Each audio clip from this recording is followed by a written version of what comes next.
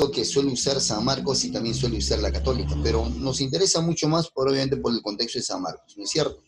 Ahora bien, hablar de este texto en principio es hablar de dos tipos de estructuras, ¿no es cierto? Hablar del texto mixto es hablar de un texto que presenta dos estructuras. Un texto netamente, jóvenes, infográfico discontinuo y el otro texto continuo. Obviamente, ambos textos nosotros los conocemos. Sin embargo, el que menos practicamos es el texto discontinuo. Ahora, justamente el tema es abocarnos a ese tipo de texto, ¿no es cierto? Ya que el texto discontinuo, jóvenes, es un tipo de texto que no tiene una estructura lógica definida. Tiene, mira, simplemente por la intención o por el tipo de texto, varía su estructura completamente. Jóvenes, entonces el texto discontinuo no tiene una estructura lógica definida. Profeta, ¿y cómo es la estructura lógica de un texto? Perdón, es el inicio, el desarrollo y el final. Esa es la estructura lógica de un texto. Pero ese texto discontinuo no tiene esa estructura lógica. ¿Bien? Todo texto, dependiendo de la disciplina o del tema, va a variar su estructura. No es lo mismo, por ejemplo, una caricatura que una encuesta, o que un cuadro ensayístico, o que una tira cómica. O sea, varía completamente su estructura, dependiendo obviamente del tema. No es lo mismo un mapa que una nómina. No es lo mismo un recetario, obviamente, que un manual. O sea, tienen estructuras distintas. Entonces, a esos textos que no tienen una estructura lógica definida se llama texto discontinuo. Bien, jóvenes. Entonces, su procedimiento tiene cierta particularidad. Dice el refrán, ¿no? Dice el dicho, más vale una imagen que 1000 palabras, pero todas esas 1000 palabras las tienes que tener tú, porque esa imagen sintetiza muchas cosas. Ahora, si no entiendes la imagen en sí, ya sea por el color, el tamaño de letra, la exageración que de pronto pueda tener, no vas a comprender fácilmente este tipo de textos. Entonces, su análisis es mucho más complejo, ya que la imagen sintetiza muchas cosas, pero toda esa sintetización, obviamente tienes que conocerlo tú para poder llegar a resolverlo correctamente. Eso es respecto al texto discontinuo. ¿Bien? Hay una variedad de textos discontinuos que seguramente hoy día vamos a ver. Pero hay un texto mixto, ¿no es cierto? El texto mixto está compuesto por dos estructuras, una parte continua, que usted lo conoce, que estamos habituados a leer, y una parte discontinua, que evidentemente tiene otras características. Primera recomendación, cuando hagas ese tipo de texto, cuando desarrolles ese tipo de texto, siempre analiza primero la imagen. La imagen sintetiza la idea central, el tema central o la intención principal del texto. Por lo tanto, la imagen se vincula con el tema central del texto, con la intención principal del texto. Pues una vez que sepa usted de qué trata más o menos eso, ahora sí, recién analiza el texto. Porque muchas veces la parte continua es el parafraseo de esa imagen. Entonces, primero analizamos la parte discontinua, luego observamos recién la imagen, para entender mejor y para encontrar muchas más respuestas. Bien, amigos. Entonces, hablar del texto mixto, entonces, es hablar de un texto que tiene dos estructuras diferentes. Es decir, dos estructuras distintas. En esa primera parte, me tomé la licencia de rescatar un tema, una pregunta que para nosotros es importante también. O sea, el tema de la extrapolación. ¿Bien?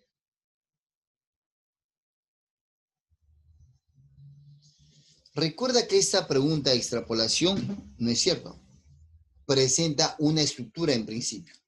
Cuando digo presenta una estructura, me refiero que tiene conectores en su estructura. Tiene una conjunción condicional y una conjunción consecutiva. La conjunción condicional generalmente está al inicio. La que usualmente no aparece es la conjunción consecutiva. Y justamente de acuerdo a esa presencia o no presencia, hay tipo de texto, hay tipo de pregunta, o sea, hay tipo de extrapolación. Está la extrapolación referencial, que es la más usada, la recontra usada, y está la extrapolación cognitiva, que es el que menos se usa. ¿Bien? Es menos usado que la extrapolación referencial. ¿En qué estriba la diferencia de ambas preguntas? En que la pregunta referencial, la que más se usa, la respuesta generalmente va a ser la hipótesis más lógica. O sea, usted va a exponer, va a explicar, va a proponer el efecto más lógico. El efecto más lógico. Coyuntural mi ejercicio. Yo sé que a usted no le gusta el deporte, pero ayer estuve viendo fútbol. Y de casualidad vi, pues estaba viendo, no de casualidad no, sino que estaba viendo el partido de Perú con Paraguay. Y los goles vienen a causa de el cambio que hace Gareca. Saca a Cueva y evidentemente ingresa Farfán. Y queda desprotegido esa área. Digo yo, si Farfán, pero si Gareca no hubiera hecho ese cambio, ¿qué hubiera pasado? ¿No es cierto? Posiblemente Paraguay no hubiera convertido goles. Posiblemente. Es mi hipótesis. ¿No es cierto? O posiblemente sí también. Pero eso justamente es la extrapolación, mira, referencial. O sea, estoy explicando el efecto lógico. Ahora, la otra extrapolación es la cognitiva, donde el autor va a cambiar de opinión. Al autor le voy a hacer cambiar de opinión. Si me pongo en ese mismo caso, diría, ¿no? Si Perú hubiera jugado como jugó en el segundo tiempo, el primer tiempo también, entonces Gareca no hubiera hecho cambios y Perú hubiera ganado. En este caso, mira, estoy cambiando el panorama, ¿no? Estoy suponiendo también, pero estoy haciendo que cambie, mira, el efecto lógico. De frente al punto acá. Entonces, hay dos tipos de extrapolación. La extrapolación cognitiva, mira, es la quinta pregunta que hace San Marcos, la pregunta 5. ¿Y cómo reconoces esa pregunta? Porque tiene, obviamente, conectores en su estructura, ¿no es cierto? Tiene conectores en su estructura. ¿Sí? Conectores en su estructura. Así es, quedó empate. Así es, doctor, quedó empate. Gracias. Consiste en hacer, mira, un viraje a las ideas del autor y determinar qué se deriva de esa operación. ¿Sí o digo, no? La pregunta extrapolación planea en sus líneas una modificación de la configuración de la situación o condición en la que actúa la tendencia de los hechos referidos en el texto original. En esta nueva configuración, la extrapolación no exige realizar estimaciones para predecir las consecuencias que posiblemente se deriven de la continuidad de la tendencia o también para señalar el cambio que originaría en la propuesta temática del autor, teniendo en cuenta, claro está, la nueva configuración planteada en la pregunta. O sea, voy a hacerle cambiar de opinión al autor, proponiéndole un texto opuesto o contradiciéndolo. Ese ejemplo tú lo conoces. Según René Descartes, el conocimiento se origina en la intuición. Esa es la afirmación que hace René Descartes, Renato Descartes. Por ello, Descartes se opone a la tesis empirista, que aprende por mera experiencia. Según los empiristas, decían que la fuente del conocimiento es la experiencia. Por lo tanto, la pregunta dice, conjunción condicional. Si Descartes hubiese sostenido que la ciencia se origina en la observación, entonces habría sido calificado de, ¿no es cierto? ¿Qué me está diciendo? Si Descartes hubiese dicho que el hombre aprende por medio de la experiencia, obviamente sería considerado empirista, ¿sí o no? Es lo lógico.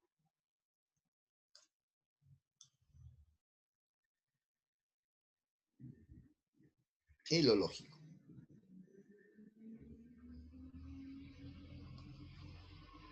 Extrapolación referencial o condición supuesta. Te decía que esta es la que más se usa, la que con frecuencia vas a presentar en lo diferente, donde vas a explicar el efecto lógico. Consiste en modificar las condiciones del referente textual y determinar el efecto que proyecta esa actividad. Generalmente el procedimiento se aplica con el contenido del texto a otra situación. Si digo, por ejemplo, si Patricia no se abriga, entonces podría resfriarse, lo lógico.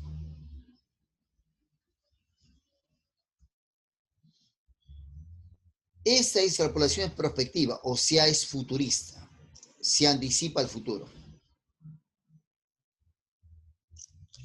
La extrapolación es prospectiva, pues consiste en llevar la tendencia temática o del desarrollo de los hechos fuera de los límites del texto, extendiendo sus implicancias a otro hecho, situación, tiempo, tema, proceso que posiblemente pudo o puede ocurrir. Y dentro del mismo tema, la de la muestra del universo y del universo, una muestra. Prospectiva quiere decir que la extrapolación ha de basarse en un conjunto de análisis y estudios realizados con el fin de explorar o de predecir el comportamiento de una determinada materia o tendencia, o sea, cómo reaccionaría.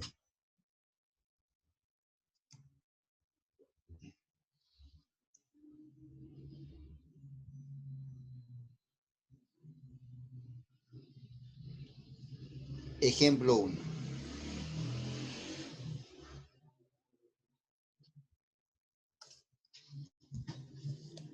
La cohesión social designa en sociología si el grado de consenso de los miembros de un grupo social o la percepción de pertenencia a un proyecto o situación común. Es una medida de intensidad de la interrelación social dentro del grupo. Eso quiere decir que esas relaciones son consensuales y percibidas como justas entre los grupos que gobiernan y los que son gobernados. Demandan o implican tanto la percepción del buen desempeño de las autoridades y que esas sean respetadas, como que exista una acción percibida como parte del interés común. ¿Ya? Primero, el tema, ¿no? El texto que estás leyendo obviamente es un texto humanístico, ya sabes ya el por qué, ya sabes ya los tipos de texto que hay. Es un texto evidentemente analizante, la idea principal aparece aquí al inicio, y es un texto, mira, expositivo. Estoy haciendo un análisis temático. La cohesión social designa en sociología el grado de consenso de los miembros, o sea, el componente, la sociedad estuvo de acuerdo con plantear normas.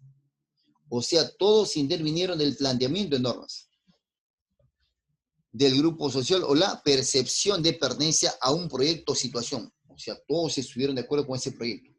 Todos estuvieron de acuerdo con las normas que se ponían ahí. En una medida de la intensidad de la interacción social dentro del grupo, eso quiere decir que esas relaciones son consensuales y percibidas como justas entre los grupos que gobiernan y los que son gobernados. Claro, ¿no? Si tú participaste de esas normas, entonces a ti te parecen correctas que se apliquen. Y te parecerá a ti injusto que no la apliquen, dependiendo qué cosa se ha propuesto, ¿no es cierto? Pero si estuviste de acuerdo, bacano, tú sabías cuáles eran las normas, a menos pues que no hayas estado ahí, ¿no? O a menos pues que sufras alguna enfermedad y digas, no, no escuché nada, ¿no? Dice la pregunta de extrapolación, si las relaciones establecidas en una sociedad entre el grupo que gobierna y el grupo gobernado no fueran percibidas como justas, eso revelaría dos cosas, ¿no es cierto? O no estuviste ahí o tienes problemas, pues, ¿no? Porque tú participaste de ella. Entonces tú no puedes conocer esas normas, porque a ti te hicieron participar. ¿No es cierto? O dos cosas, o no estuviste ahí o tienes problemas pues de audición, qué sé yo, ¿no? Para que no, yo no sé nada, ¿no? Están vulnerando mis derechos. La mala intención y la evidente alevosía de aquellos que fortuitamente alcanzaron el poder político, no es cierto, ¿no? Incluso a las autoridades tú las escoges, tú las pones ahí y también las podrías sacar. Obviamente esas circunstancias hacen que la masa no vaya y se traiga bajo todo el Congreso. que la cohesión social debiera dejar de depender del desempeño de la... Es que nunca va a ocurrir eso, porque se supone que nosotros estuvimos de acuerdo incluso para seleccionar, para elegir. Solo que de un tiempo a esa parte nos estamos haciendo ignorantes y escogemos cualquier cosa, ¿no? Como ese congreso, por ejemplo. Obviamente tú no tienes la culpa porque muy pocos, o sea, ustedes no han participado de esa selección. Bueno. Era el mal menor, supuestamente, pero es el peor mal que hay. La falta de lucidez de los gobernados respecto al consenso que debiera existir en el grupo. Dice, la falta de lucidez de los gobernados. Pero es que todos tampoco no van a hacer mal. Pues. Se supone que todos sí o sí coparticiparon. Eso no es que sea recontra mal tampoco. Tampoco, ¿eh? La fragilidad de la percepción de parte de los integrantes de pertenecer a un proyecto común. Ah, eso sí, ¿no? O sea, es que cuando me conviene, bacán, y si no me conviene, me digo, no, eso tampoco. La respuesta acá sería obviamente la letra D, pues, ¿no? La D. La D de dadito. Esa sería, ¿no? Lo que te decía, ¿no? Dos cosas. O no estuviste ahí, o estás enfermo, pues. Porque a ti te mostraron eso. O sea, no puede decir que no sé yo, ¿no? Segundo ejemplito. En el proceso de formación cognitiva, comienza desde los primeros años de la infancia. La televisión es la primera escuela del niño, en donde se educa con base en imágenes que le enseñan que lo que ve es lo único que cuenta. Y tú y yo, mira, vamos, signo lingüístico, ¿te acuerdas? Mira, amigo de San Marquito, signo lingüístico, ¿sí o no? Significado, significante. ¿Qué cosa digamos? ¿No es cierto? Está la imagen y está también la expresión o la escritura, ¿sí o no? Ahora, si solo ves imágenes, de hecho que estás aprendiendo, mira, una partecita nomás. No estás aprendiendo nada, en verdad. Porque si no sabes el nombre de esa imagen, ni la pronunciación de esa imagen, por lo tanto no estás aprendiendo nada. Entonces, si la televisión solo muestra imágenes, entonces está perjudicando su desarrollo académico del niño. Obvio. ¿Sí o no? Si a un niño, ¿por qué crees que un niño, cuando un niño actual, mira tú, el niño bacano, se entretiene viendo imágenes, le está fregando la vida, pues? Le está fregando emocionalmente, académicamente, su vista y otras cosas más.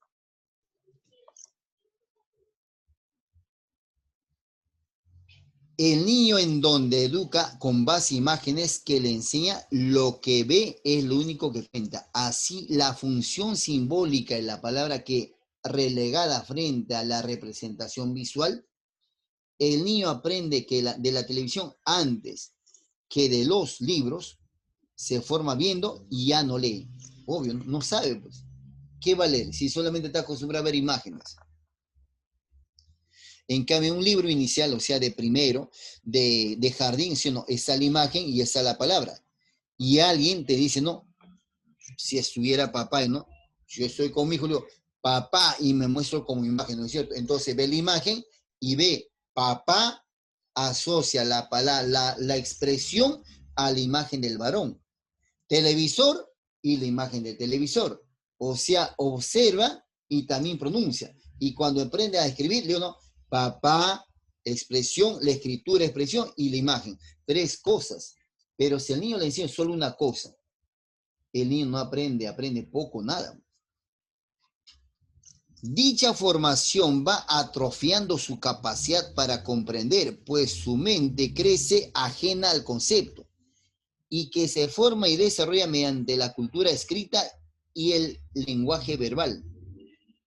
Por lo tanto, ese niñito que constantemente usa el celular desde los 2 añitos, año y medio, 3 añitos, ya está fregado. Ya. Está fregado a padecer de síndrome por déficit de atención, a padecer de hiperactividad. El niño se desespera, ya no sabe qué hacer, grita, todo quiere que le salga rapidito. El niño cree que le das un libro y le pone el dedito y no cree que va a pasar rápido las imágenes. Le fregaste la vida a esa criatura. Y encima es ciego. Claro, porque al poco tiempo va a empezar a usar lentes. ¿Sí? Usa lentes. Y le ha fregado a las niñas. Pues. porque la has expuesto a temprana edad, ¿no? Antes que se llegue a formar completamente esa vista, ¿no? Le quemaste la niña, ¿no? Entonces el niño usa lente ante los 5 años, ¿sí o no? Los niños de esa segunda década, 7 de cada niño usa lente, ¿no? No porque sea genético, ya sabes el porqué, una causa. Pues su mente crece ajena al concepto que se forma y desarrolla mediante la cultura escrita y el lenguaje verbal. De esta manera, los estímulos ante los cuales responde cuando es adulto son casi exclusivamente audiovisuales. Pregunta: si un niño creciera en un ambiente donde los libros son parte de los estímulos de su formación cognitiva, obviamente ese niño se está formando totalmente, ¿no? Tiene imagen, tiene palabra y seguramente tendrá expresión también, por antonomasia. Ya no vería nunca más los programas de televisión, no, seguramente sí va a ver, ¿no? Pero en este caso, si está asociado mucho más a los libros, de hecho que el niño, mira, va a asociar imagen y palabra, imagen, palabra, imagen, palabra, imagen. Pollo, pollo, banca, banca, mesa, mesa, flor, flor, y así va a ir asociando seguramente.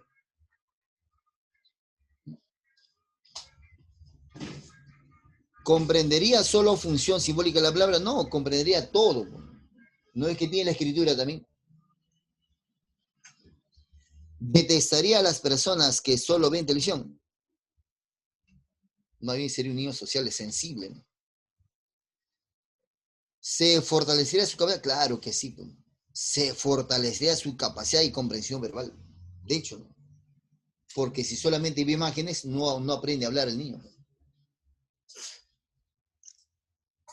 Y encima, si a ese niño le muestras imágenes que nunca en su vida lo va a ver, peor todavía. Y nunca lo va a tocar, peor. La respuesta entonces sería la D de dadito, una vez más. Hasta ahí, ¿tienes alguna pregunta? Vamos, dime. ¿Todo bien? ¿Vamos bien? ¿Qué dices? Sí, Dime, profe. siempre refuta, profe. ¿Y por qué no podría aceptar lo cual? Encantadísimo. Es que hay que generar polémica, amigo. Tú no te cohibas. Nuestra institución tiene buena cantidad de ingresantes porque evidentemente también tienes que en algún momento platicar, ¿no? Esa realidad es distinta.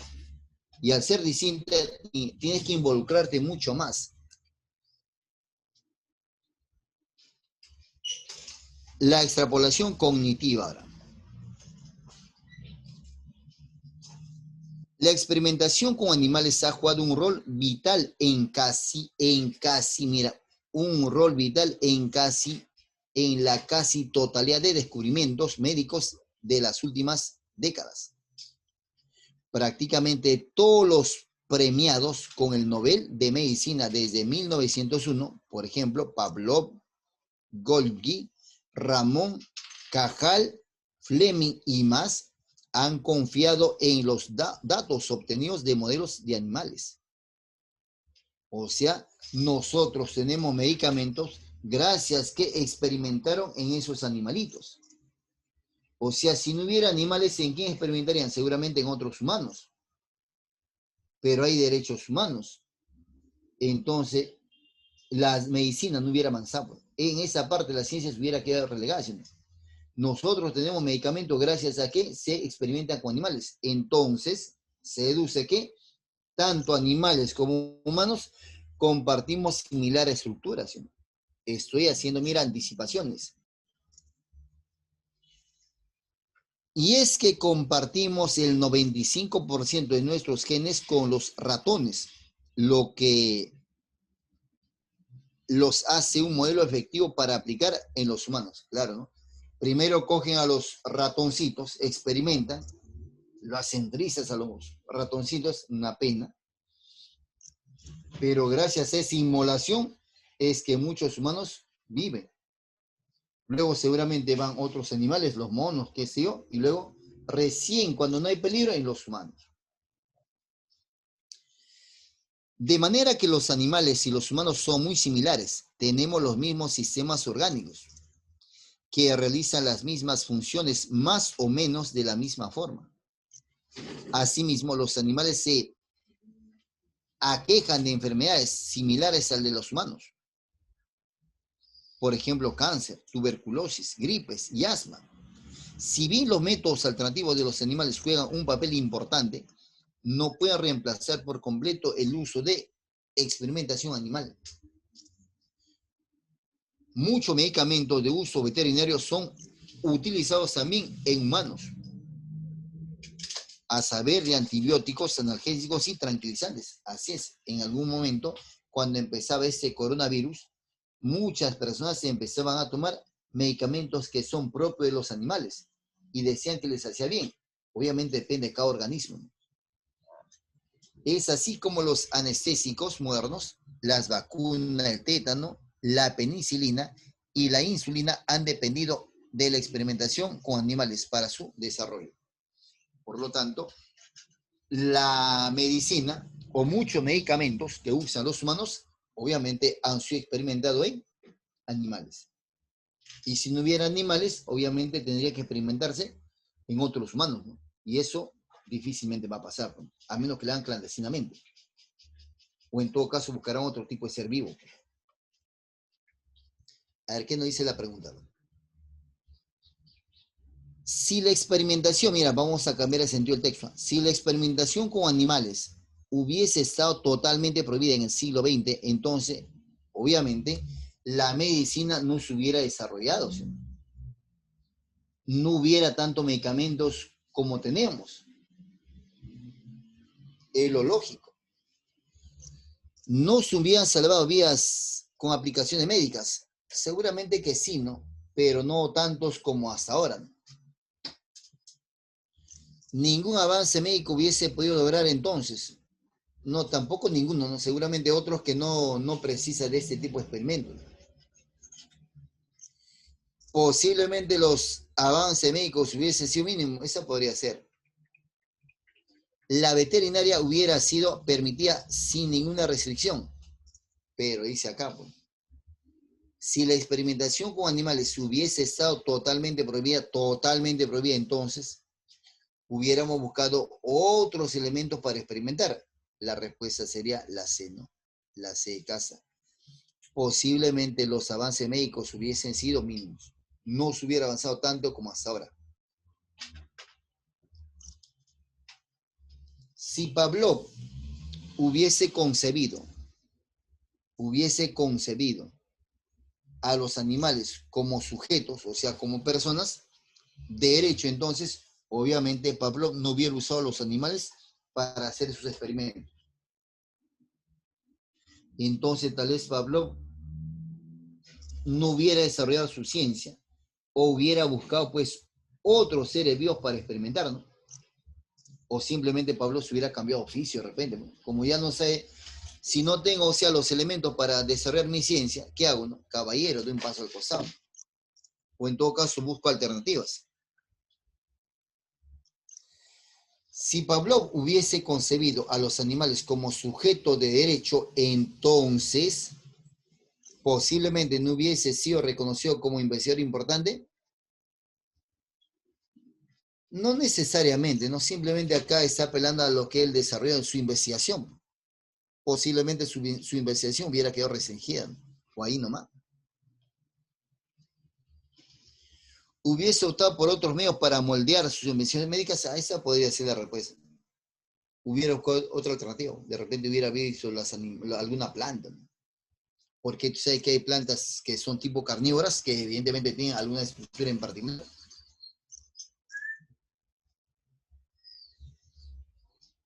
Ese se hubiera dedicado solo a las investigaciones en medicina veterinaria. Posiblemente, ¿no? Pero recuerda que él tiene que ir más con el aspecto humano, ¿no? Inexorablemente el premio Nobel de Medicina no le hubiera otorgado. No necesariamente, ¿no? Quizás hubiera hecho otros grandes logros. La respuesta. Lo cierto es, como ese es su campo, él tenía que buscar alternativas.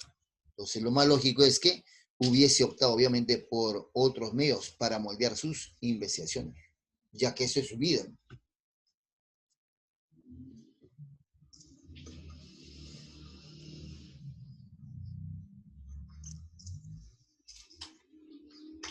Si los animales fuesen organismos totalmente diferentes, ya, pues si son totalmente diferentes, entonces no van a experimentar con los animalitos, sino no tiene sentido lógico.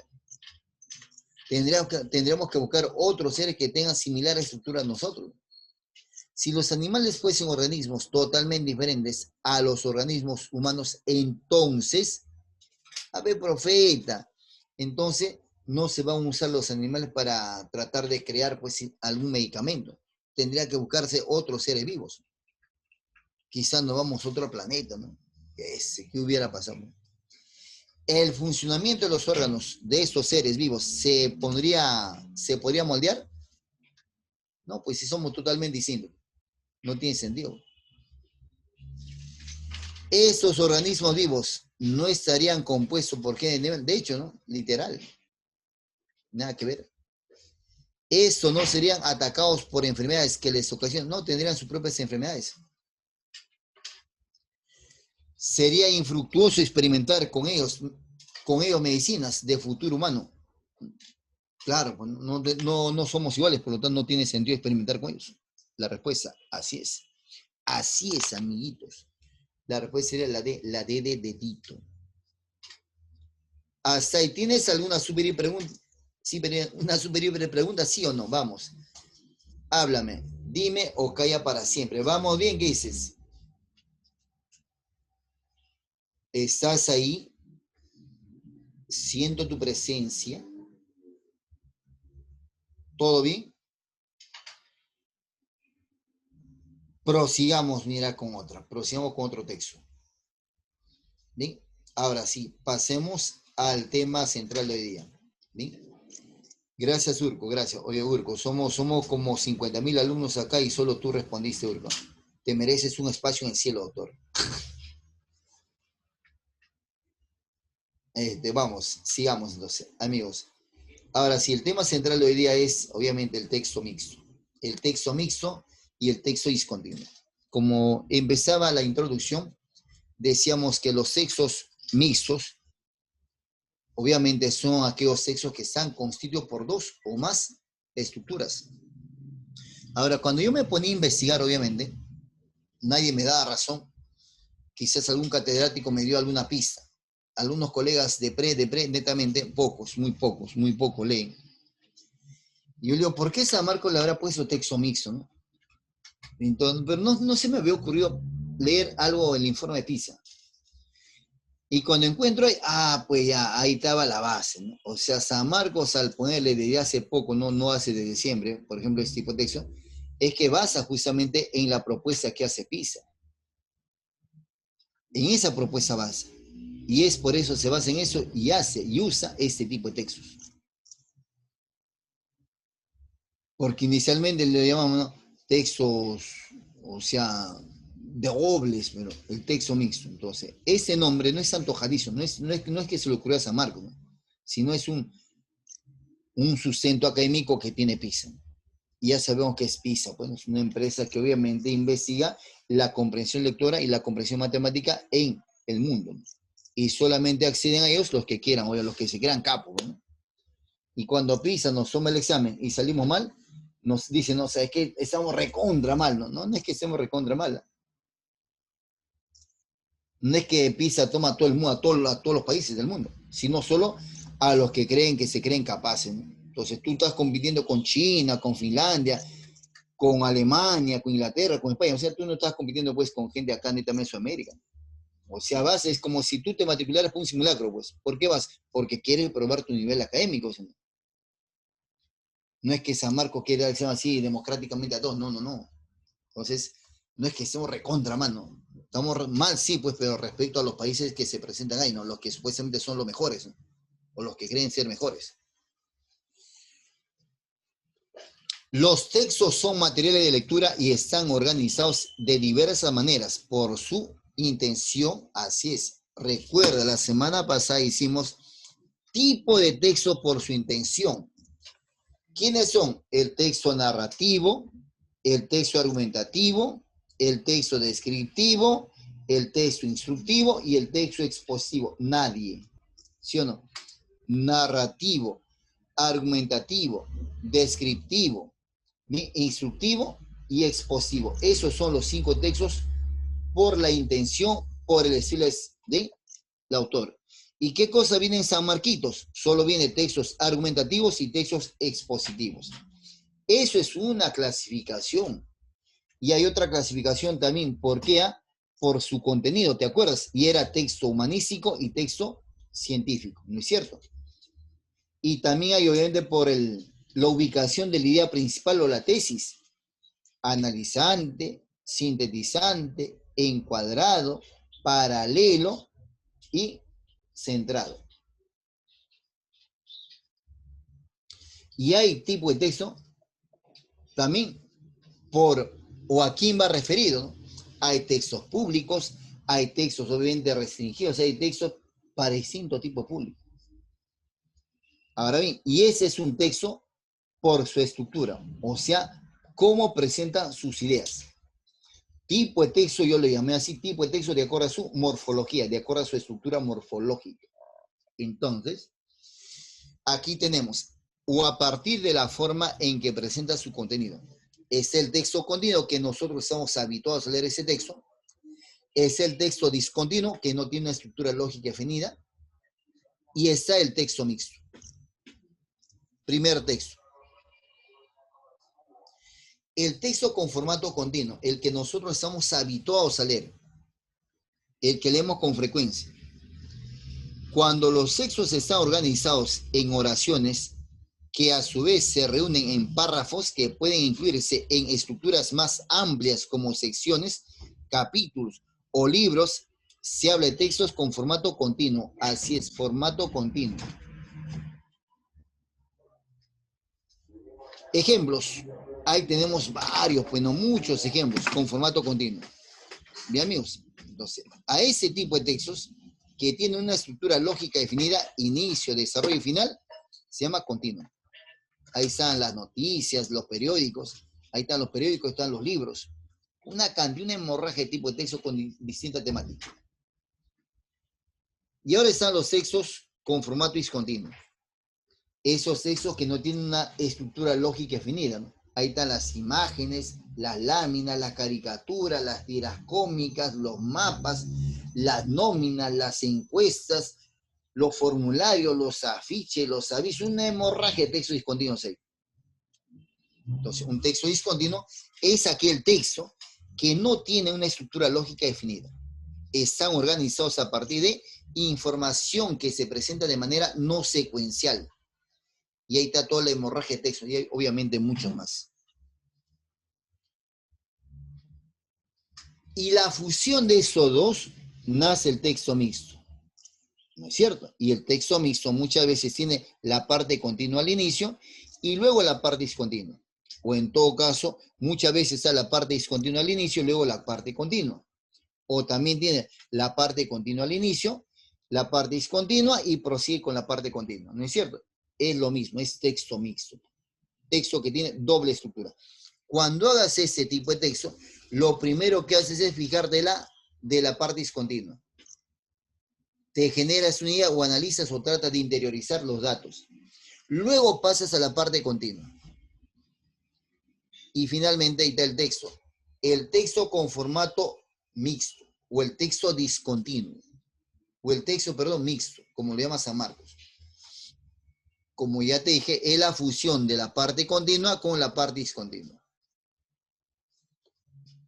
El formato mixto es la combinación del formato continuo y discontinuo. Los textos que presentan ese formato son, por ejemplo, una gráfica, una tabla con su respectiva explicación en prosa. Estos textos aparecen frecuentemente en revistas, en libros de consulta o informe. Por lo tanto, compañero o compañera, el texto mixto siempre analiza primero la imagen. La imagen, no te olvides que está vinculado con el tema central del texto. Si tienes el tema central del texto, entonces es más fácil comprender todo lo que se habla sobre, o se va a hablar sobre él o ella.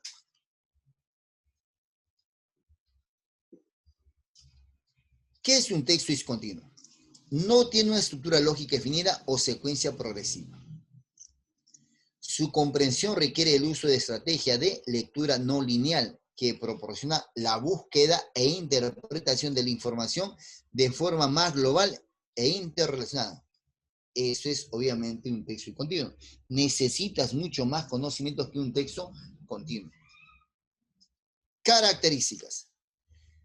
Concepción funcional de la lectura, relacionada con sus usos sociales, personales, cotidianos.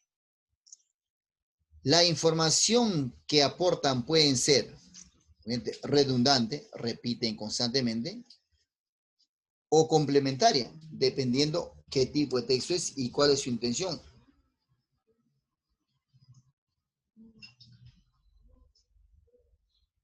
Como su lectura precisa ciertas características, señor, señorita, entonces, estos textos requieren habilidades específicas tanto en la lectura como en la producción.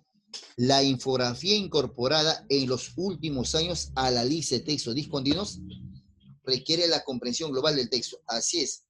Dice la infografía, y San Marcos lo que utiliza es mucho más la infografía. Profeta, la infografía es lo mismo que el texto, no, es un tipo de texto discontinuo, la infografía. La infografía es un tipo de texto discontinuo.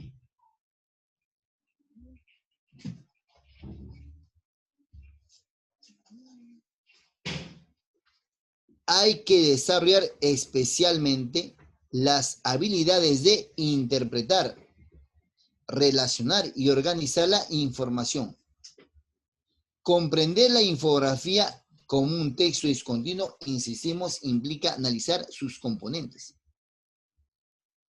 e integrarlos para que pueda ser comprendido de manera global. Por ejemplo, convertir una infografía, obviamente eso se hace pues un siglo normal, ¿no? Acá lo podemos hacer, no. Sin embargo, es bueno reconocerlo, ¿sabes por qué? Porque la mayor cantidad, amigos, de información que ahorita tú recibes son infografías. Son resúmenes, súper resúmenes. Que toda infografía se va a caracterizar por tener un impacto visual, ¿no? Por tener datos esquemáticos y recontra, super, hiper sintetizados. Entonces, lo demás lo tienes que aportar tú. Entonces, lo que más se expone actualmente por esos medios es infografías. Ahorita lo que tú ves son infografías. ¿Bien? O sea, datos resumidos. Entonces, como es el que más se usa, y quise tocar un tema, obviamente, que está en boga actualmente, ¿no? Y estas circunstancias, justamente, hizo que adquiera mucha más fama la infografía, sea mucho más usada la infografía. Y la que más lo explota es el campo, el marketing, la economía. Y por eso, parte de mi teoría de esta partecita basé en la parte económica. ¿Por qué? Porque donde está la teoría más actualizada, por eso emulé y copié muchos datos de esa parte. La infografía es un recurso práctico que aporta datos concretos y útiles. Además, es una representación visual informativa o diagramada de textos escritos que encierran, que en cierta manera resume o disminuye de alguna manera el texto. Explica figurativamente. De acuerdo con nuestra lectura, es vital en el marketing y otros campos 2020. Así es, te dije que era recontra actualizada. El contenido de imágenes digitales como las infografías ocupa el tercer puesto de recursos de marketing más empleados y el que refleja mejores resultados de respuestas en los internautas. Características. Emite un mensaje más claro y fácil de entender. Las infografías sintetizan los temas de forma amena y didáctica. Ten en cuenta que el cerebro humano retiene el 80% de lo que ve. ¿Sí o no, varón? ¿Sí o no? Lo rico, lo sabroso entra por los ojos. Mientras que solo el 20% de lo que lee y el 10% de lo que escucha. Entonces, he ahí el dato. Así es, bueno, si lo hice, a ver, es lo máximo. Entonces, autor, es así. todo es infografía. Entonces tienes que acostumbrarte a leer resúmenes, a hacer tus resúmenes. Lo que antes se pedían tus trípticos, ahora tiene tanta importancia los trípticos. Porque acá tienes que escuchar y no vas a copiar, no vas a hacer cada rato captura, captura, captura, ¿no? Tienes que empezar a sintetizar, acostumbrarte a leer ese tipo de textos. Generan tráfico, profeta, ¿qué? ¿Cómo? ¿What? Tráfico. Aquí la palabra tráfico está recontra, súper, hiper bien usado. Porque recuerda que tráfico es fluidez, rapidez, movimiento. Profeta, pero acá no lo usan con eso. Claro que no. Pues acá lo usamos como congestionamiento. ¿No es cierto? Tráfico sinónimo de congestionamiento. Es una falacia, pues, una falsedad. Es todo lo contrario. Tráfico es movimiento rápido, salida rápida, fluidez. Eso es tráfico. Generan tráfico, o sea, aumenta las visitas y las interacciones porque un tweet con un enlace de imágenes tiene una respuesta, decía acá, al 200%, en comparación con los que tienen un texto. Obviamente, en esas circunstancias, lanzarte un texto, en principio es recontra tedioso, pero tenemos que adaptarnos. Ni San Marcos se adapta a esa situación aún, porque la mayor cantidad de catedráticos de San Marcos son longevos, bueno. Entonces, tu clase, si ingresaste, va a empezar todavía a fin del 2021, o a mediados del 2021, o el 2022, posiblemente, igual de la mayor cantidad de estatales. A todos nos ha cogido, mira, de manera sorprendente, muy poco los profes que nos hemos ido actualizando. Entonces, mucho más, obviamente, los profes pues, que sobrepasan los 50, 60 años. Es un poco más pesado todavía. Por ahí los que dominamos algo, no algo. Pero después, hace la idea de que tú vas a estudiar así, ¿no? El próximo año tú vas a estudiar de esa manera. Entonces, acostúmbrate. El formato de las infografías es tan variado como los temas que quieras abordar, así que para realizar una correcta organización visual de los temas, ¿sí? Aquí te propuse algunos ejemplos. El más usado es este tipo de textos. La infografía estadística. Lo usa San Marcos con mucha frecuencia. ¿Bien? ¿Cuál es el propósito de usar este tipo de texto discontinuo? O sea, de usar esta infografía. Su función principal consiste en simplificar gráficamente la información numérica. Por tanto, representa tendencias o resultados estadísticos con gráficos de pastel, barras, tablas, líneas para plantear cantidades, porcentajes o coordenadas. ¿Sí? Entonces, aquí la imagen juega un papel primordial, ¿no? Aquí la imagen, mira, es una silla de ruedas y en ese aro y en esa ruedita le han puesto, mira, los datos. Ahí está la persona, evidentemente ahí está el tema central del texto. O sea, el texto habla de la discapacidad. La discapacidad, ¿no es cierto? Ahí está, mira, la imagen del discapacitado y la imagen de Latinoamérica. ¿Qué tan difícil es tener una discapacidad en Latinoamérica? Los números no son nada buenos. Y acá tú tienes que ser bien receptivo, recontra perspicaz. Tratar de retener los datos, ¿no? Incluso hacer operaciones matemáticas dependiendo de la pregunta. El 15% de los adultos tienen empleo y son parte de la fuerza laboral. Nadie, muy pocos, dan trabajo a gente con alguna discapacidad. De ellos, la mayoría recibe salarios muy bajos, ¿sí? A pesar que su producción puede ser tan igual como la gente que tiene todas sus capacidades. Felizmente, de un tiempo esa parte han puesto discapacidad. Más antes decían incapacitado. Más antes era más agraviante el término. El 25% de los niños asisten a la escuela, así es, porque la mayor cantidad de escuelas del Estado particular no tiene la estructura como para que esas personas ingresen a estudiar. Y a ustedes, a algunos de ustedes le consta que hubo compañeros que había que subir al tercer piso, sino cargando. Alguna vez yo participé de él. Y ahora él es un ya está a puerta de terminar la carrera de Derecho y estudia en nuestra institución.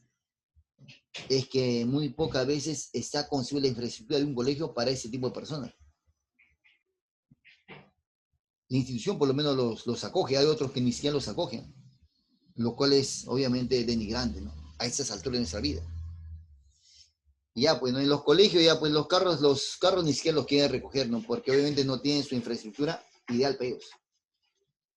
Entonces, compañeros, ese tipo de situaciones padece, pues, esa gente, ¿no? El análisis, obviamente, de Brasil y de México. En esos lugares, mira, solo el 20 y el 10% tienen o los tratan bien. Entonces, leer un texto infográfico o un texto discontinuo es bien complicado, pero tiene que tener bastante, tiene que ser muy, muy receptivo y bien perspicaz para retener la información. El texto mixto, tal como concibe San Marquitos. Ese texto desarrolla un tema central, así como una idea principal, mediante la información textual clásica de carácter continuo, matizada con imágenes que pueden ser tablas, cuadros, ¿sí? El alumno debe ser capaz de establecer los engarces, las relaciones necesarias entre la imagen y las parcelas informativas que se desarrollan en dicho texto. Ejemplito. Te dije, primero vamos a leer la parte discontinua, ¿sí o no? Ahí está la parte discontinua. La parte discontinua. En esa parte discontinua dice, el camino hacia la movilidad. Su paso de grupos privilegiados al público masivo. La tecnología relacionada con la movilidad es un elemento indispensable en la vida de los seres humanos. Hasta ahí generaliza.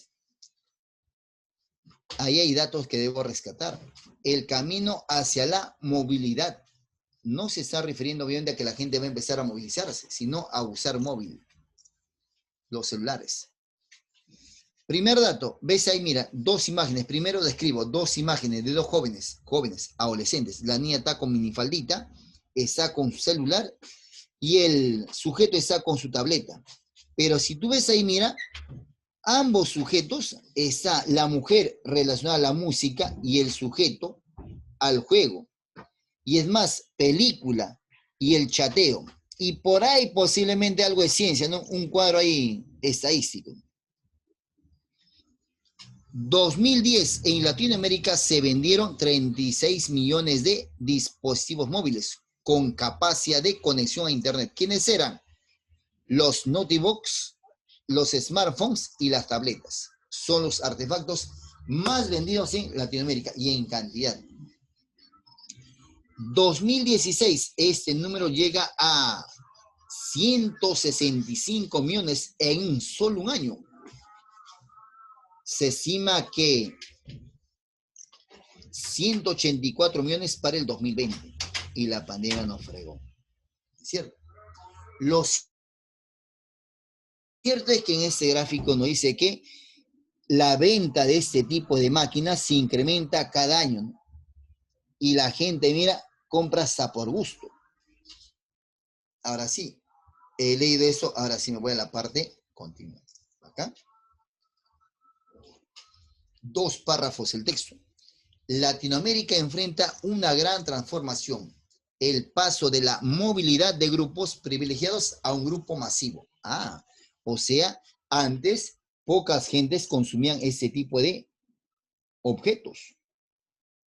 Ahora todo el mundo consume y efectivamente, ¿no? Toda persona de cualquier condición social usa un celular, hasta un celularzazo. Y bacán, está bien, se aplauden, debe tener sus necesidades. Porque alguien critica, no, porque esa persona, mira, que vende ahí, tiene esa maquinaza, tendrá sus necesidades, pues no.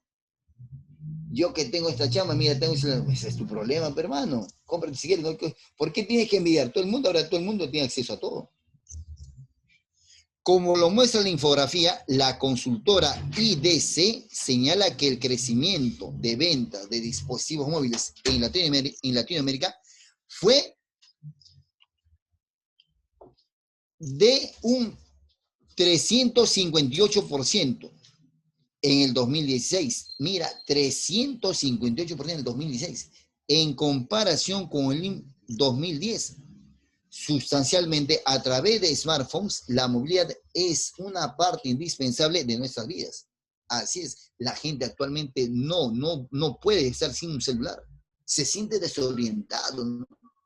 Necesita, siente que algo le falta, un brazo, qué sé yo. Se observa cómo en la región los países con los mayores porcentajes de población que viven conectados a Internet corresponden a Puerto Rico con 80% y Argentina con 70%. Y nosotros estamos estamos en el 30, 40%. La propensión se inclina al interés de los consumidores, principalmente a los smartphones. Seguramente tienen mucho más aplicaciones, no más elementos. Y es que la penetración del uso del teléfono móvil se ha incrementado en Latinoamérica. Para transformarse en una herramienta cotidiana, basta considerar que durante este año la venta de smartphones llegará a representar el 85% del total de dispositivos móviles en la región. Y para el 2020 se espera que lleguen a 88%. Vivimos en una era en la cual los smartphones se han convertido en dispositivos móviles indispensables, imprescindibles, los preferidos por los usuarios ante la mejora en la experiencia de uso, así como el incremento de los servicios y las aplicaciones que proveen. Alcatel quiere que todos puedan acceder a las innovaciones tecnológicas, por lo que hacemos posible que lo último de la tecnología esté al alcance de la mayoría de las personas, indicó André Felipa, vicepresidente de marketing de Alcatel para Latinoamérica. En síntesis, señorita, está diciendo que la venta de ese tipo de máquinas se incrementó de un tiempo a otro tiempo, ¿no es cierto? Y la gente de toda condición consume ese tipo de productos. ¿Acá? Ya está, pues no, ya tengo la parte imagen, la parte continua. El texto es un texto obviamente humanístico, es un texto analizante y es un texto expositivo. Bacán, profeta, chévere. Vamos a la segunda parte. Primera preguntita. Tema. Recuerda, amigo de San Marquitos, amigo de UN, no es lo mismo tema que tema central. El tema, mira, es distinto, de quién se habla. Y el tema central, lo que se habla principalmente de ese tema, lo que se habla centralmente del tema. ¿Bien?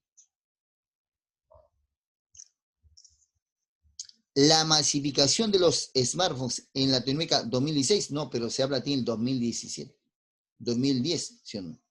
Pero podría ser eso, ¿sí o no? La cantidad de celulares que se vendió ahí.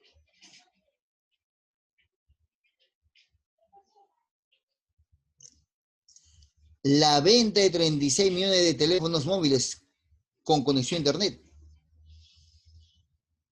El aumento de usuarios de smartphones, tablets y relojes. No, nada que ver relojes, pues no es solo relojes. Los dispositivos tecnológicos vinculados con la movilidad del usuario. Muy general la respuesta. Dice el tema central. La venta de 36 millones de teléfonos móviles con conexión a Internet, pero no solo se han vendido teléfonos, sino se han vendido también, obviamente, las tabletas y los notebooks. La respuesta, el tema, la masificación del uso de los smartphones es el más. Y si a lo largo de todo el texto está expuesto, obviamente, el concepto de smartphone. La respuesta, por eso y muchas cosas más. Ya sabes por qué no se puede decir la otra palabra, ¿no? En el texto la palabra propensión. La gente tiene la propensión a comprar smartphones, a estar, mira, con smartphones. Entonces la gente tiene, mira, ¿no es cierto?, inclinación, relación, por lo tanto, aleatorio. Si tiene más relación a comprarse, está más apegado a comprarse ese teléfono, ya, pues entonces, ¿qué es esa tendencia? Tendencia. Es incompatible afirmar que respecto del uso masivo de dispositivos móviles con conexión a Internet, incompatible. Incompatible, nunca te olvides, es la proposición que va a negar lo que afirma el texto. ¿Sí o no, Paola? Lo incompatible es que niegue a la idea principal o a alguna parte del texto. Es incompatible afirmar que respecto al uso masivo de dispositivos móviles con conexión a Internet, lo que debo marcar acá, no te olvides, es aquella que niega lo que afirma el texto. Se esté alcanzando los 165 millones en solo un año. ¿Sí o no? Incompatible, eso es compatible.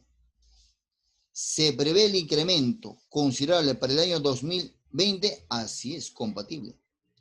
Ese se realiza exclusivamente a través de smartphone, falsa, como tú observarás, no solo se vende smartphones, se vende tabletas y también se vende notebooks. Evidenció un aumento muy alto en Costa Rica y Argentina, así es. La respuesta sería falsa, como tú comprenderás la proposición C, ¿sí o no? Esa es la respuesta.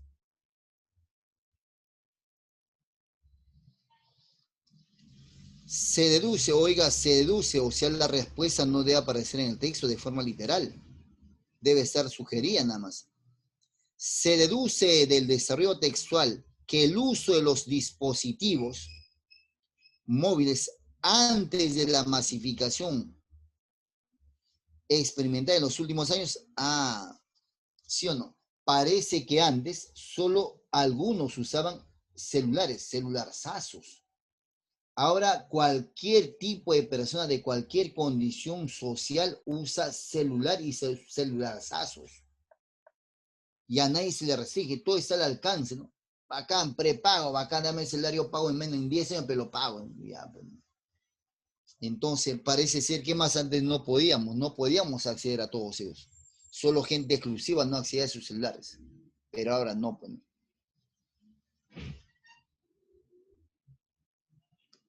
Se deduce del desarrollo textual que el uso de los dispositivos móviles antes de la masificación experimentada en los últimos años,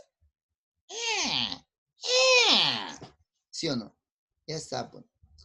Se restringía para labores específicas, podría ser esto. Se reducía a las computadoras y tabletas, ¿no? Pues si no podía acceder a eso, mucho menos iba a hacer eso. Era monopolizado por la empresa Alcatel. Ese es secundario, ¿no? Hay otras empresas más. Está orientado solo a gente muestra, la gente muestra menos, pues si solamente dice era restringido, la respuesta, la. Hasta ahí, compañero alumno, ¿alguna pregunta? Ahora hacemos tu super libro. ¿Todo bien, amigos? Vamos, dímelo, decímelo ya. Vamos, ¿todo bien o no? ¿Alguna super pregunta? Ahora hagamos nuestro librito.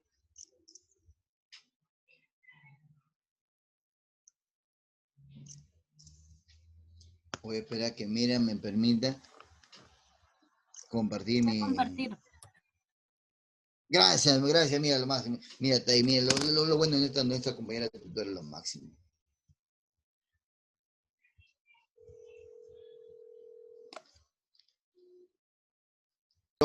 La parte discontinua. Las 10 claves de la educación en Finlandia. El sistema educativo está considerado uno de los mejores del mundo. Primero, el docente es muy valorado. La carrera docente es muy exigente, claro que sí. Nos toman examen constantemente, nos evalúan, obviamente nos recontrapagan bien. La educación es gratuita hasta quinto de primaria, los libros y materiales, así es, todo gratis. El padre no debe preocuparse más, el niño menos. El reparto de dinero público es equitativo. El dinero se reparte en función a las necesidades, claro que sí. Y alguien dice, profeta, ¿está de acuerdo con que Vizcarra siga dando plata? Bueno, sí, pero a gente que necesita, pues. Sino que aquí hay gente que es recontra súper, igual voy a ser bien peyorativo acá, recontra concio a qué. Hace tiempo dejó de ser pobre, entre comillas, y ya tiene otro estatus. Pues. Pero aquí como el Perú no se actualiza los datos, y el peruano se cree vivo, ¿no? Ahí es vivo, ahí es. Pues. Entonces, sigue pues ahí, ¿no? Con la rótula de pobre. Pues. Entonces le dan su bono, el IE recibe contento, ¿no? Qué mal. ¿No? Profe, y esa gente que no recibió su bono, que vive ahí en los arrabales, en los perímetros de Lima, ¿por qué no le da a esa gente su bono? Ahora, ¿por qué no le da a esa gente? No es que el Estado sea malo con ellos, sino que esa gente no está registrada en Lima. Pues. Entonces nunca le va a llegar su bono a ellos. Y tampoco le tienen por qué llegar. ¿Sabe por qué, profe? Qué malo. No. Es que Dios no tiene por qué llegarle. ¿Por qué? Porque si yo le doy, mira, yo funciono, le doy plata a esa gente, ¿cómo sustento luego? Su bono tal vez de esas personas están en su tierra, ¿no? En su lugar de origen. Lo que pasa es que ellos no actualizaron sus datos. Pues. Muchos no actualizaron sus datos. Y al no actualizar tus datos, obviamente nunca te va a llegar tu bono. No te va a llegar. Si actualizaras tus datos, posiblemente sí, ¿no? Pero si aún así no te dieron, ya, pues no estamos mal. Pues.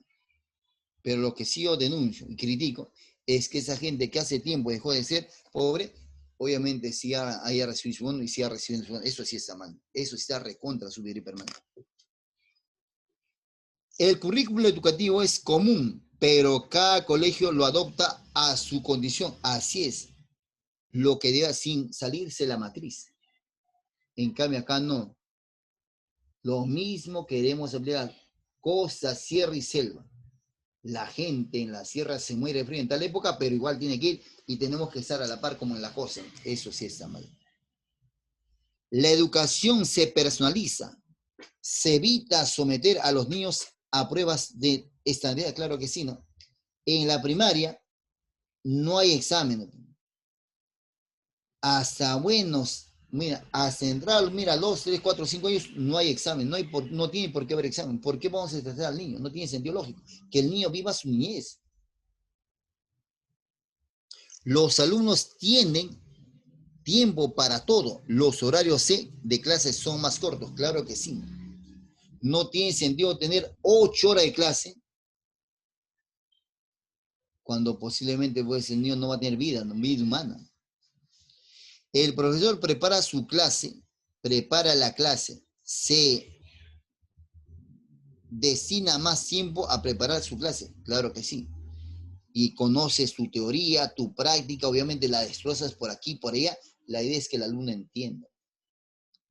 Se evita la competencia de cifras. No hay exámenes hasta quinto de primaria. Ahí saben, no hay exámenes. No tiene por qué haber exámenes. No tenemos por qué alterar el estado emocional del niño, o sea, de nosotros. Sin embargo, acá nos altera, ¿no? Desde inicial nos dan temático, demonio, estoy traumado ya. Se premia la curiosidad y la participación, se valora la experimentación. Los padres se implican, se incentiva conciliar la vida laboral y la vida familiar. Claro, todo es armonía, bacán, todo chévere. Parece utópico, ¿no? Pero es así en Finlandia. Bueno, por lo menos así nos hace ver el texto. Como ya se mira por qué Finlandia es el número 1 en educación, ahora sí lo del texto. El texto simplemente podría ser el parafraseo.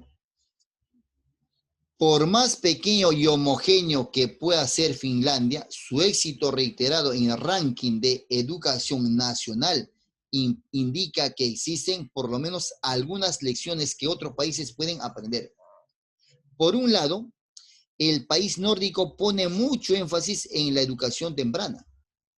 Antes de que los niños finlandeses aprendan las tablas de multiplicar, sencillamente aprenden cómo ser niños, cómo jugar unos con otros, cómo sanar las heridas emocionales. Claro, en cambio acá, ¿qué hacemos? Le damos celular, le fregamos la vela a la criatura.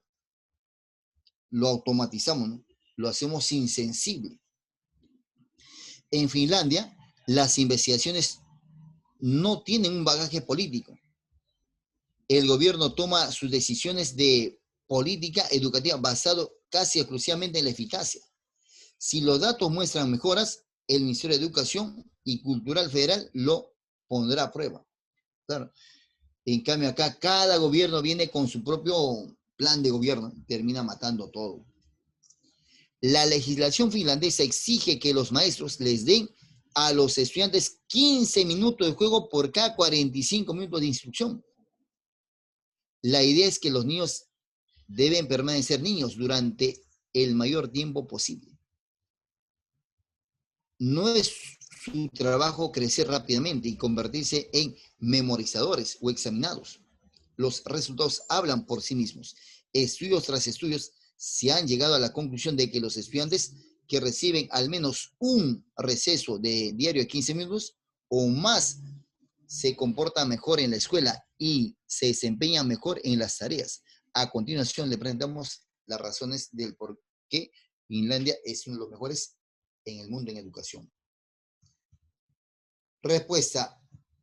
Apóyame, Claudio. Vamos, lúcete acá conmigo. Principalmente el texto mixto expone del por qué Finlandia es el número 1 en educación, ¿no? Y aquí, mira, aquí te expone de tal las causas.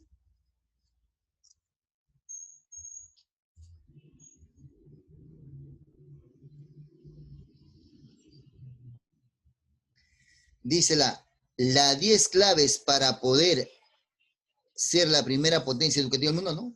Hablan de Finlandia. Las características socioeducativas que favorecen la agroactividad escolar, las características principales que generan el éxito educativo en Finlandia, así es. Esta es la respuesta. Respuesta a la C. Profeta, ¿y por qué no es que no hablan de Finlandia? Pues hablan de manera general. Tampoco hablan en la B de manera. En cambio, aquí en la C se hablan de manera particular de Finlandia.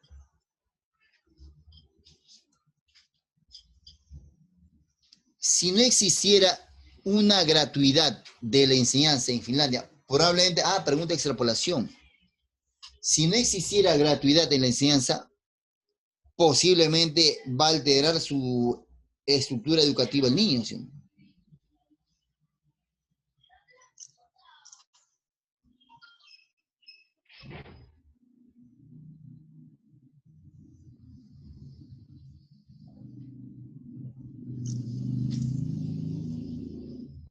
¿Por qué están? Primero, porque obviamente los profesores se comprometen, altamente capacitados, los niños, mira, van gratis a la escuela, le dan libros, bien, todo eso garantiza su éxito educativo. ¿Sí? ¿Y qué pasaría si no existiese una gratuidad en la enseñanza en Finlandia? Probablemente,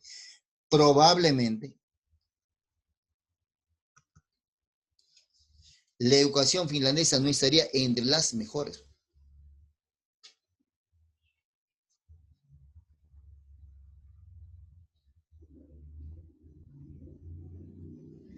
Una idea incompatible con respecto a las clases de educación finlandesa de la infografía. Incompatible. ¿Existe un apoyo de gobierno favorable a la investigación? Sí. ¿El docente simula la creatividad en el alumno? También. ¿Los concursos científicos son recurrentes en las escuelas?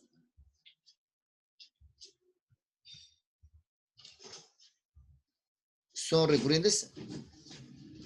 Oiga, ¿son recurrentes?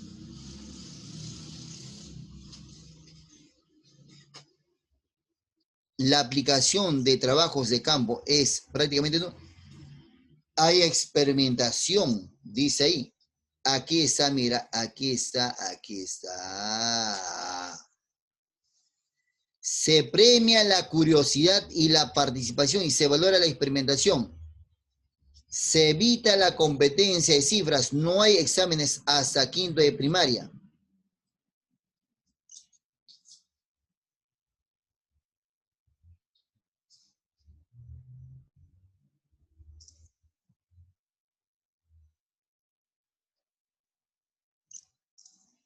Por lo tanto, ¿qué dices?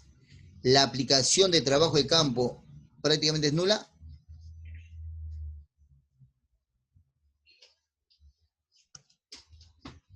Se premia la investigación. Se deduce que la reproducción, la reducción de horarios en el sistema educativo finlandés tiene como fin, obviamente, que el alumno descanse y no se distraiga en clase, sino y aprenda mucho más.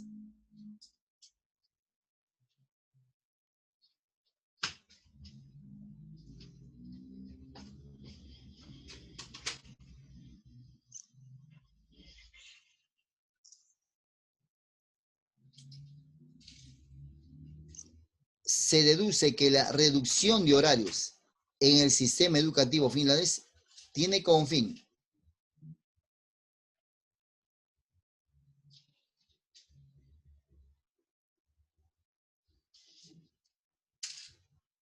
acumular menos horas para el uso investigativo o permitir que los alumnos se distraigan en casa.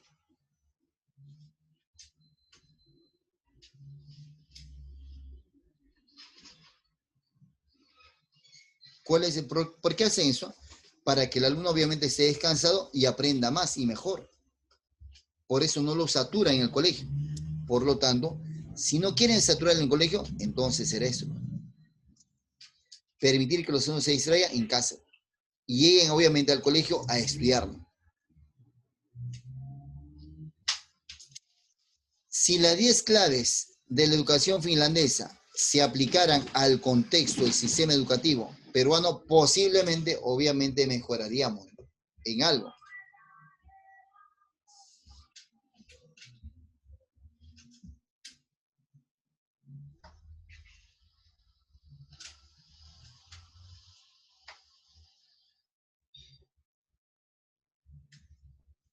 Dice, si las 10 claves de educación finlandesa se aplicaran al contexto del sistema educativo peruano, posiblemente, ¿qué dices tú? ¿Los colegios privados tendrían menor nivel académico? ¿La gratuidad de la enseñanza sería clave del éxito? ¿Los alumnos aprenderían más por tener menos horas? ¿El Perú ostentaría el primer lugar en educación?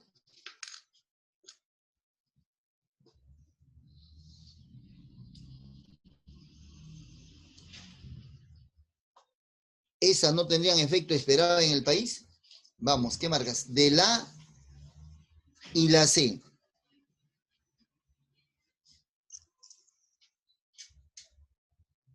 Si hacemos el parangón, obviamente que podría pasar eso. Si nos distraemos más y tenemos menos horas, obviamente tendría que pasar lo mismo casi que pasa en ese. Pero alguien puede decir, profe, pero nuestra idiosincrasia es completamente diferente. Esas no tendrían el efecto esperado en el país. Posiblemente. Pero se supone que si vamos a hacer eso es que vamos a mejorar en algo la educación, ¿no es cierto? Los alumnos aprenderían más por tener menos horas. Porque aquí creemos que somos cuantitativos y somos lo mejor.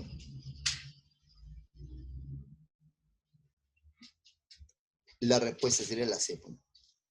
¿Sí? Los que van a leer este texto, el segundo texto y los demás, por favor, la próxima semana proseguimos con este tema en principio y luego con el tema que nos corresponde la siguiente. ¿Está bien? ¿Sí? Repito, la próxima proseguimos con la resolución de los textos que nos faltan y con el tema que nos corresponde la siguiente. ¿Está bien o no? ¿Sí? Hasta ahí, amigo, amiga.